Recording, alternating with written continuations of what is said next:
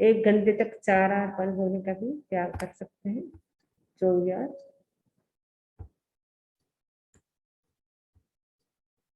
जो सामयिक नहीं करते वो आधे घंटे तक 5 आसन 18 पाप सहन करने का त्याग कर सकते हैं। त्याग है धारणा करना। अब हम शुरू करते हैं, टाइम हो गया अपना।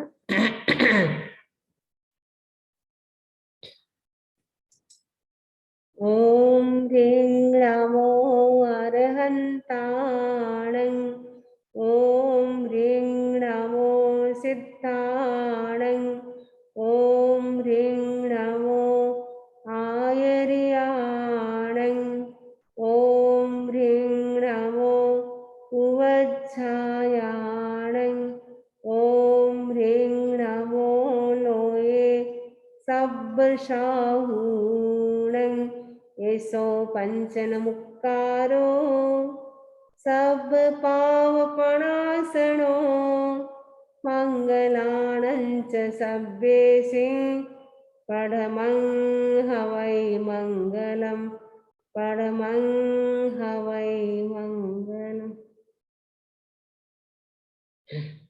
आराध्य देव के चरण में वंदन। आदरणीय समणी जी, उपस्थित भाई तथा बहनों, 10वें कालिक सूत्र का हमारा वाचन चल रहा है। इसके अंतर्गत हमने 8 चैप्टर की चर्चा कंप्लीट की। 9वें चैप्टर के अंतर्गत भी प्रथम उद्देश्य हमारा कल कंप्लीट हो गया था। दूसरा उद्देश्य हमने प्रारंभ किया था। उनमें से हमने 3 श्लोकों की चर्चा की थी। आज हम चौथे श्लोक से चर्चा प्रारंभ करेंगे। सबसे पहले हम श्लोक का उच्चारण करेंगे। विनयम्पि जो उवा एडम चोयोगपैनरो दिव्यं सोसि मेचन्ति नंदेन परिसे है। विनयम्पि जो उवा एणम। विनयम्पि यानी विनय में, उवा एणम का उपाय के द्वारा भी, पी माने भी, प्रेरित करने पर, चोदित है चोयु का मतलब प्रेरित करने पर, कुप्पई, कुप्पई माने कुप्पेति यानी कुपित होता है। नरो यानी मनुष्य, जो मनुष्य, जो माने जो, नरो मीन्स मनुष्य, विनयम्पि विनय में, उपाय उपाय के द्वारा, चोयो ने चोदित ने प्रेरित करने पर, कुप्यति, कुप्पई यानी कुप्पेति संस्कृत में बनता है, प्राकृत में कुप्पई, तो कुपित होता है, क्रोधित होता है। वो क्या करता है? सो मैंने वह सिरी में चंती, आती हुई सिरी, सिरी का ना लक्ष्मी, एचंती में आती हुई सिरी में लक्ष्मी को, दिव्यम दिव्यम दिव्य लक्ष्मी को, दंडेना दंड से, पड़ी से मैंने रोक देता है। मैंने कोई व्यक्ति कहे कि आपको ऐसा विनय करना चाहिए, तो वो सामने वाले व्यक्ति के ऊपर क्या गुस्सा करता है, आप मुझे कौन सी सिखाने वाले, मैं सब कुछ जानता हूँ, आई नो, आपको कुछ बताने की जरूरत नहीं है। वो क्या करता है, सामने वाले व्यक्ति पे क्रोध करता है। तो वो व्यक्ति, सपोज उसे बहुत सारा लाभ हो सकता था, बेनिफिट हो सकता था, लेकिन उसने इतना गुस्सा किया सामने वाले व्यक्ति के ऊपर, तो जो लक्ष्मी उसके घर आ सकती थी, उसने क्या किया, डंडे से उसको रोक दिया, वो प्रवेश नहीं कर सकती है। यानी विनय करने से बहुत सारा वो ज्ञान प्राप्त कर सकता था, बहुत सारे लाभ हो सकते थे, लेकिन अविनय पूर्ण आचरण करने से उसने अपने पैर पे ही कुल्हाड़ा मार दिया, यानी वो बहुत सारे लाभों से वो वंचित रह गया। इसलिए विनय करना जरूरी है। विनय करने से हम बहुत कुछ प्राप्त कर सकते हैं। तहेव अविनीयप्पा उवज्जाहया गया विसंति दुहमे हंता आबिओगम वठिया। तहे उसी प्रकार अविनीयप्पा, अविनीत कौन, उवज्जा हया गया, हया मैंने घोड़े, गया मैंने हाथी, हाथी और घोड़े, उवज्जा, उवज्जा का मतलब है जो वाहन होता है एक प्रकार का, जो सवारी में काम आता है, या राजा की सवारी में जो हाथी और घोड़े जोड़े जाते हैं, जोते जाते हैं हाथी और घोड़े, तो वो यदि अविनीत है तो क्या है, आदि ओग मुठ्य सेवा काल उपस्थित होने पर दुह मेहनता दिसंती, दुह का मतलब दुख का, एहनता का मतलब अनुभव करते हैं, दिसंती में देखे जाते हैं। उसे पता चलता है अब उस राजा को कहीं बाहर जाना है या स्वामी को कहीं बाहर जाना है, तो वो जैसे ही पता चलता है मेरे को रथ में जोड़ेंगे, वे एकदम उदंडता करेंगे और टस से मस नहीं होंगे, उठेंगे नहीं या चलेंगे नहीं। तो सेवा काल उपस्थित होने पर उनको लगता है अरे हमको इतना चलना पड़ेगा, हमें भार ढोना पड़ेगा, तो दुख का अनुभव करते हैं क्योंकि वो अविनित है। तो हाथी घोड़े भी अविनित होते हैं, वो सेवा काल उपस्थित होने पर दुख का अनुभव करते देखे जाते हैं। तहेव सुणियप्पा उवज्जाया गया दिशंति सुमेनता इद्दिम पत्ता महायसा। जो हाथी और घोड़े जमन वाहन में जो जोते जाते हैं वो हाथी और घोड़े सुणियप्पा यदि विनीत है, हाथी घोड़े भी विनीत होते हैं अविनीत भी होते हैं, जैसे मनुष्य विनीत और अविनीत होते हैं वैसे ही हाथी घोड़े भी विनीत और अविनीत दोनों प्रकार के होते हैं। तो जो विनीत होते हैं वो क्या है, महान यश को पत्ता मैंने प्राप्त कर, रिद्धि और महान यश को प्राप्त कर सुख का अनुभव करते हुए देखे जाते हैं। उन्हें मतलब लगता है कि ये जो स्वामी है हमें उनकी आज्ञा के अनुसार चलना चाहिए, तो वो एकदम विनीत, जैसे स्वामी कहते, जैसे मालिक कहते, जैसे राजा कहते उसी के अनुसार वो चलते हैं। वो आलस्य नहीं करते हैं, प्रमाद नहीं करते हैं, और स्वामी की सेवा का समय आता है वो खुश होते हैं। तो खुश होने से वो क्या है, रिद्धि और महान यश को प्राप्त करते हैं और सुख का अनुभव करते हुए देखे जाते हैं। लेकिन जो हाथी घोड़े अविनीत होते हैं वो दुख का अनुभव करते हुए देखे जाते हैं। वैसे ही ये हाथी और घोड़े के एग्जाम्पल से मनुष्य का एग्जाम्पल दिया गया। जो मनुष्य यानी जो स्त्री होती है, जो पुरुष होते हैं, यदि वो विनीत होते हैं तब तो सुख का अनुभव करेंगे, लेकिन अविनीत हैं वो कैसे दुख का अनुभव करते बता रहे हैं।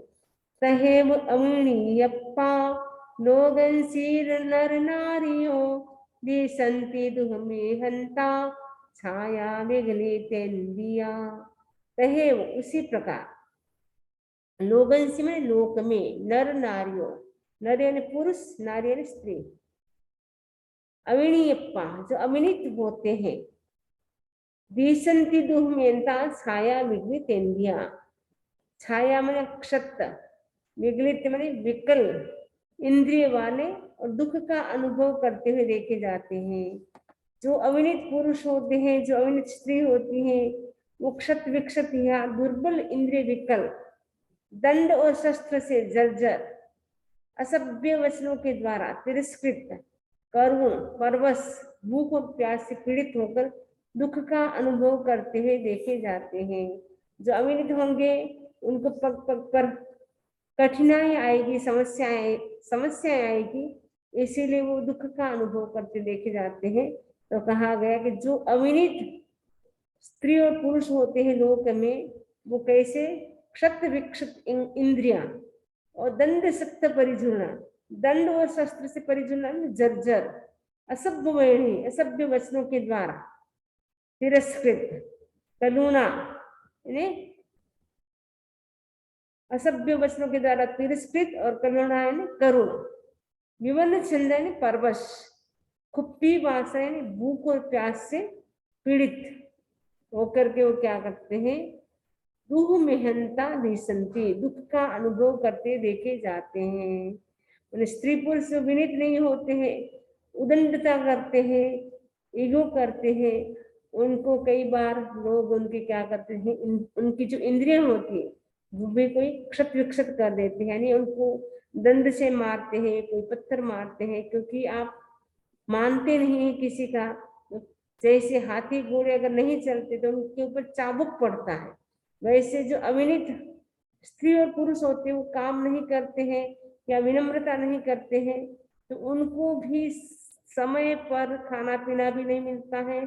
उनके ऊपर जो मालिक होता है वो गुस्सा होता है और उनको पत्थर भी मार सकता है, पीट भी सकता है।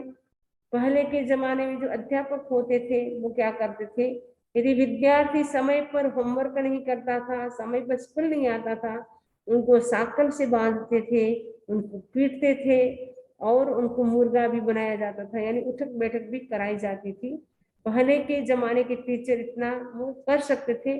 आज के जमाने के टीचर तो बेचारे विद्यार्थी से डरते हैं, वो कुछ भी नहीं करते हैं, लेकिन पहले के जमाने के जो टीचर होते थे वो स्टूडेंट को इतना सिखाते थे, थोड़ा सा भी वो मिस्टेक करते तुरंत ही उनके ऊपर पीठ पे वो डंडा मार देते थे। उनके हाथ में वो स्केल होती थी, वो तुरंत ही ऐसे पीठ के ऊपर मारते थे। वो जमाना था, शिष्य और गुरु का अपनत्व था, इसलिए इतना कर सकते थे। वर्तमान समय में शिष्य और गुरु का कोई अपनत्व भी नहीं रहा।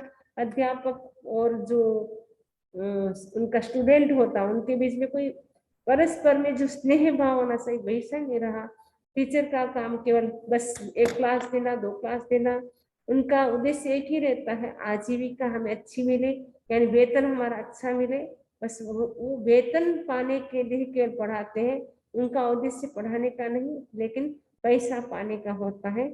इसीलिए वर्तमान समय में समय के जो टीचर हैं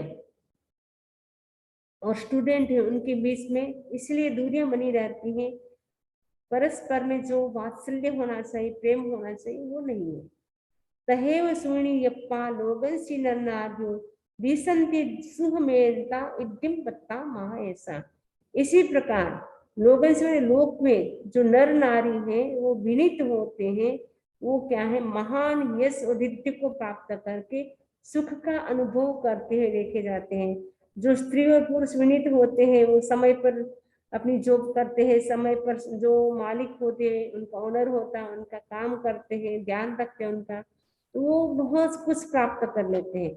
लेकिन जो मालिक का ध्यान नहीं रखते हैं, उनके सामने बोलते हैं, समय पर काम करके नहीं देते हैं, तो फिर उनके प्रति जो उनका जो ओनर होता है वो गुस्सा करता है या जॉब से छुट्टी कर देता है।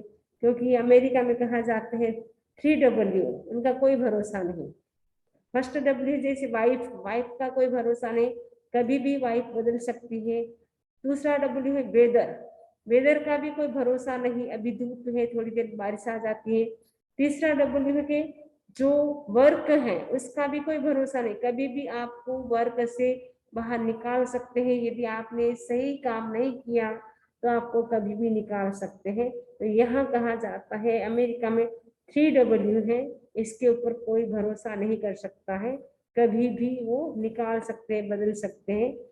तो इसमें कहा गया कि जो विनीत होते हैं वो तो रिद्धि और महानेश को प्राप्त करते हैं, लेकिन जो अविनीत होते हैं वो क्या प्राप्त करते हैं बता रहे हैं। तहेव अविणीयप्पा देवा जखाय गुज्जका दिसंति दुख मेलता आदि और मूर्तिया।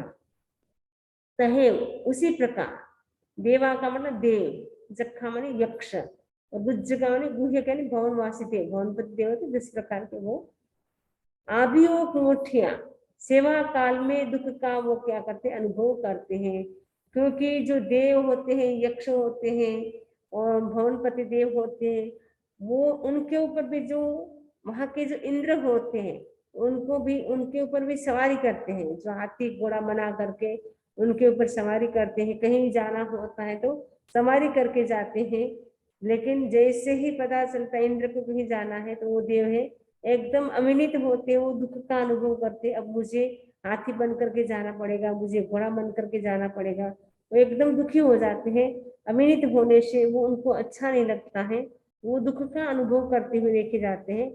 लेकिन जो विनीत होते हैं वो क्या करते हैं, तहेव सुणियप्पा देवा जखाय गुज्जका, इस उसी प्रकार देव यक्ष और भवनवासी देव सुविनीत होते हैं, वे रिद्धि और महान यश को प्राप्त करके सुख का अनुभव करते हुए देखे जाते हैं। जे आयर्य उज्जायणम सुसुसावणम करा तेसिम शिक्षा पौधंती जल सिक्ता उपाय वा। जे आयर्य उज्जायणम, आयर्य का मतलब आचार्य, उज्जायण उपाध्याय, सुसुसावणम करा, सुसुसा ने शुश्रूषा और वर्णम का मतलब आज्ञा पालन करते हैं। तेसिम शिक्षा पौधंती, उनकी शिक्षा बढ़ती है, पौधंती बढ़ती है। जल सिक्ता यू पाएवा, जैसे पादपेन जो ट्री होता है वो कैसे बढ़ता है, जब उसको जल से हम सिंचित करते हैं तो वो बढ़ता है। वैसे ही जो आचार्य और उपाध्याय की जो सेवा करता है, उनकी आज्ञा का पालन करता है, उनकी शिक्षा भी बढ़ती है। जैसे वृक्ष को हम पानी से सींचते हैं, वृक्ष भी हरा भरा रहता है, फलता फूलता रहता है। वैसे ही आचार्य उपाध्याय क्या है, उपाध्याय की जो सेवा करता है, शुश्रूषा का मतलब सेवा करता है, वर्णम करण उनकी आज्ञा का जो पालन करता है, उनकी शिक्षा भी बढ़ती रहती है। मतलब उनकी शिक्षा भी 2 प्रकार की होती है, एक तो ग्रहण शिक्षा होती है, एक आसेवन शिक्षा होती है।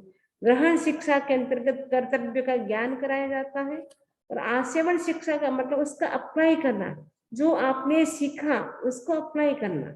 व्यक्ति सुनता तो टन भर है लेकिन अप्लाई करता है कण भर, अप्लाई बहुत कम करते हैं, इसीलिए परिवर्तन नहीं आता है। सुनते बहुत है, अप्लाई नहीं करते हैं। हम कितना ही सुन ले लेकिन जब तक हम अप्लाई नहीं करते हैं तब तक हमारे में चेंज नहीं आता है। हमें अपने आप को बदलना है, तो हमें क्या करना चाहिए, जो भी हम सुने डेली रूटीन में हम कोशिश करें कि हमने कल क्या सुना था, आज हमें अपनी लाइफ में उस चीज को हमें नहीं करना है, अप्लाई करना है। तो कोशिश करने से क्या है, हमारे में धीरे धीरे परिवर्तन शुरू होता है। वरना हमने कितनी बार कितना सुन लिया लेकिन अभी तक हमारे भीतर परिवर्तन क्यों नहीं हो रहा है, क्योंकि हम अप्लाई ही नहीं करते, सुनते हैं केवल। बस इतने सारे आजकल तो माध्यम बन गए सुनने के, व्यक्ति सुनता रहता है लेकिन अप्लाई करने का समय आता है तो वो भूल जाता है बातें कि मैंने ये बातें सुनी थी, अभी प्रैक्टिकल में करके देखूं। प्रैक्टिकल जब तक हम नहीं करते हैं तब तक परिवर्तन नहीं होता है। तो थ्योरी के साथ साथ हम प्रैक्टिकल भी डेली रूटीन में हम करना सीखे, जिससे हमारे भीतर परिवर्तन हो सकता है। जो हम सुने उसका भी हमें लाभ मिल सकता है कि हाँ वास्तव में आगम की क्लास सुनते हैं, वास्तव में दूसरी दूसरी क्लासेस जैन धर्म के अटेंड करते, तो उनमें कितना परिवर्तन आया पहले की लाइफ में और अब की लाइफ में, दिन रात का अंतर हो गया है। घर वालों को भी अनुभव होना चाहिए कि पहले इनका कितना गुस्सा था, आजकल बहुत गुस्सा कम करते हैं। क्यों? क्योंकि वो आगम की क्लास सुनते हैं। एग्जाम्पल पेश हो सकते हैं आप लोग यदि अप्लाई करें तो, नहीं तो सोचेंगे अरे हम नहीं सुनते हैं तो भी अच्छे हैं और ये सुनते हैं तो हमारे से ज्यादा गुस्सा करते हैं। फिर दूसरे लोगों को क्या होता है, अश्रद्धा हो जाती धर्म के प्रति। वर्तमान समय की पीढ़ी ऐसी है, यदि आप बहुत सारे सामयिक करते हैं, प्रतिक्रमण करते हैं, त्याग करते हैं, व्याख्यान सुनते हैं लेकिन अप्लाई नहीं करते, तो बच्चे सोचेंगे अरे मम्मी पापा तो इतना सुनते फिर भी तो वो आपस में आर्ग्यूमेंट करते रहते, हम नहीं सुनते, उनसे बहुत अच्छे हैं, इसलिए सुन करके क्या करना है। तो हम कहीं ऐसा तो काम नहीं करें कि हम इतना सुन करके भी आर्ग्यूमेंट आपस में करते। बच्चों के सामने तो कम से कम करना नहीं चाहिए, क्योंकि आज के बच्चे बहुत ही उनका दिमाग लॉजिकल होता है, वो हर चीज को देखते हैं, आपको लगता है बच्चे बच्चे सब कुछ समझते हैं, इसलिए बच्चों के सामने देख के करना चाहिए। और आप खुद अप्लाई करेंगे जीवन में तो बच्चों को भी आप सिखा सकते हैं। आचार्य तुलसी कहा करते थे, निज पर शासन फिर अनुशासन। पहले हम अपने आप पर डिसिप्लिन करें फिर दूसरे को हम डिसिप्लिन कर सकते हैं। हम स्वयं तो अनुशासन नहीं रहते हैं, दूसरों को हम अनुशासन में कैसे रख सकते हैं। तो भगवान कहते हैं कि जो विनीत होते हैं वो तो एकदम रिद्धि और यश को प्राप्त करते हैं, लेकिन जो अविनीत होते हैं, देव यक्ष भौमभासी देव भी, वो भी दुख का अनुभव करते लेके जाते हैं। जेण बंदम वहम घोरम परियावम च दारुणम सिक्खमाणा यच्छन्ति जुत्ताते लल इंद्रिया। जेण बंधम, बंध मैंने बंध, वह मैंने वध, घोर मैंने घोर, परियावम च दारुणम, परिताप और दारुण, दारुण परिताप, सिक्खमाणा सिख वन सीखते हुए, शिक्षा काल में, नियच्छन्ति मैंने प्राप्त होता है। जुत्ताते ललित इंद्रिया, जो पुरुष ललित इंद्रिय है बहुत सुंदर है, बहुत अच्छे पुरुष है, वो भी शिक्षा काल में जब उनको शिक्षक के द्वारा, टीचर के द्वारा सीखना होता है, उस समय भी शिक्षक क्या करता है, उनको घोर बंध में बांधते हैं, यानी साकल में बांधते हैं, उनको वध करते हैं, उनको पीटते हैं, उनको कितना कष्ट देते हैं, तब जाकर के वो शिक्षा को प्राप्त कर सकते हैं। तो शिक्षा काल में भी उनको इतनी परेशानियां सहन करनी पड़ती है, तब वो ज्ञान को प्राप्त कर सकते हैं। वर्तमान समय में तो ऐसा नहीं है, ये पहले के जमाने में, आज से 40 साल 50 साल पहले भी होता था, हमारे टाइम भी होता था। हम स्कूल थोड़े लेट पहुंचते थे तो उठ बैठक कराते थे, एक बार मैंने भी की थी, मुझे भी याद है। या कान खींच लेते थे, आज लेट कैसे आए हैं, या उनके हाथ में स्केल होती थी, वो जोर से पीठ को ऐसे कराते थे, पीठ के ऊपर ठोकते थे, तो वो करते थे। तो शिक्षा भी अगर हमें प्राप्त करनी, उसमें भी व्यक्ति को कितना सहन करना पड़ता है। तो वैसे इसमें बता रहे, तेवीतम गुरुम पूयन्ति तस्य सिप्पस्य कारणा सक्कारयन्ति नमन संति तुट्ठा निद्दे स्वप्नो। फिर भी वे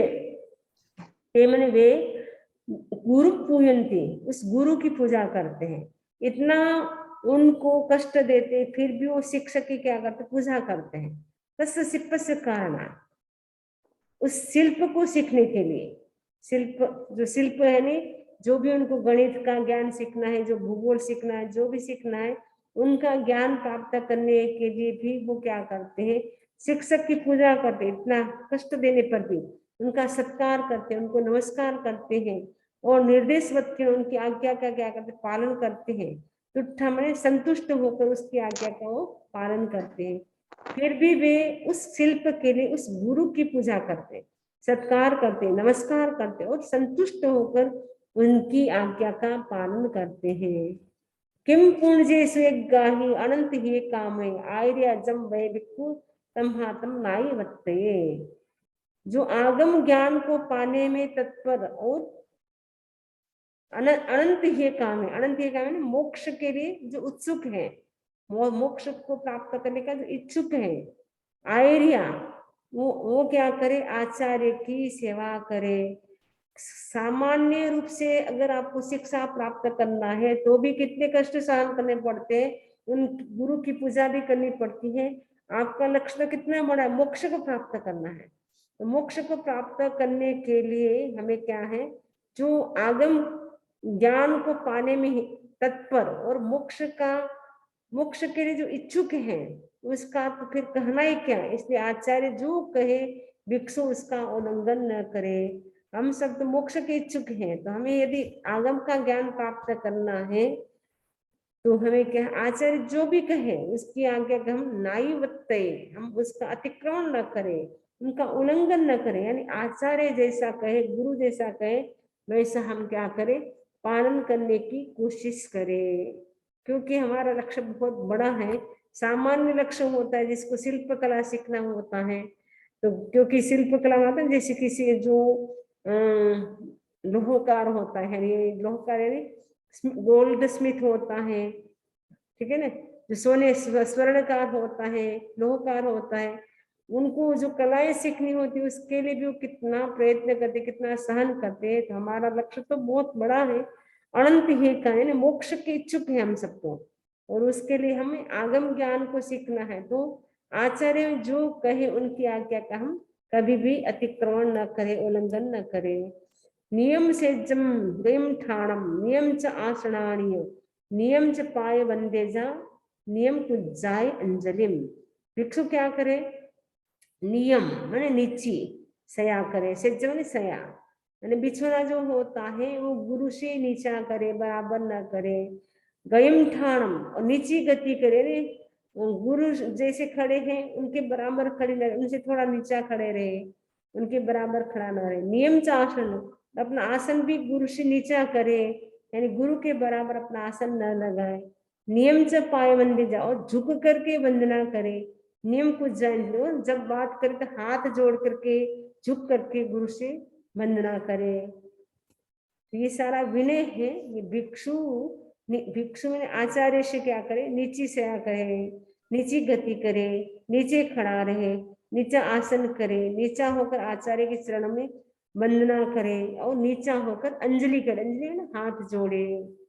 संगठिता कायरम तह उहिणामवि खमे और हमें वे जन पुनः कायन में अपनी काया से, संगठिता संगठित स्पर्श हो जाने पर, तह उही नामवी, उही नामवी यानी उपदेश, उपधि यानी उपकरण, जो अपने पास उपकरण होते, फुंजनी है, ओघा है, पेन है, जो भी उपकरण है, उपकरणों से कायन में काया से, संगठित हमने स्पर्श हो जाने पर शिष्य क्या कहे, इस प्रकार कहे, खमे है और हमें, मेरे अपराध को आप क्षमा करें।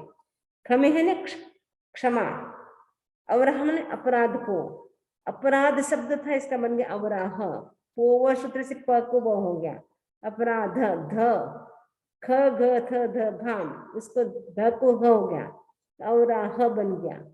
सेकंड में अवरा है अपराध को, खमे ह, मे मैंने मेरे, खमे मैंने क्षमा करे, मेरे अपराध को क्षमा करे। वै जन पुनः, और फिर ऐसा कहे अब मैं भविष्य में ऐसा नहीं करूंगा। आज मेरे से जो मिस्टेक हो गई है, मैं अब फ्यूचर में वो मिस्टेक वापस रिपीट नहीं करूंगा। इस प्रकार गुरु से निवेदन करें।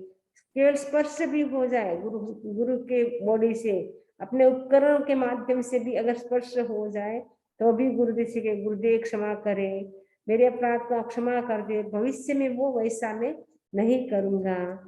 इस प्रकार शिष्य क्या करता है, गुरु के सामने वो विनय का आचरण करता है। तो इसी आशा के साथ ओम अरहम, अभी बहुत सारे श्लोक बाकी है तो आगे की चर्चा हम आगे करेंगे इसी आशा के साथ। ओम अरहम, ओम अरहम। तो किसी को इससे संबंधित कोई प्रश्न हो तो पूछ सकते हैं। वंदामिनी स्वामी, अरहम, गुरु को स्पर्श करने से वो मतलब उसका गलती क्या है?